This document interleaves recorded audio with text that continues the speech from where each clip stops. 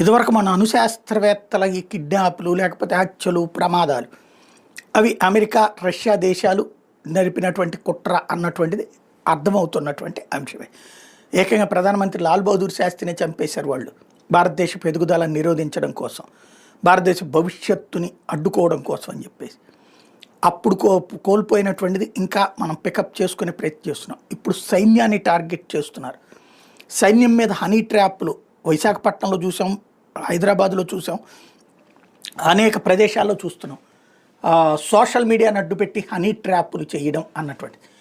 ఈ హనీ ట్రాపుల్లో పడిన వాళ్ళు దొరికిపోతే ఒకటి, రెండవది ఆర్థిక పరమైనటువంటి ట్రాపుల్లో మరి కొంతమందిని అలా కాదు అన్నటువంటి హానెస్ట్గా వీటన్నిటితో జాగ్రత్తలుగా ఉన్న ఆఫీసర్ల మీద ఏకంగా దొంగ కేసులు పెట్టేటటువంటి వ్యవహారం.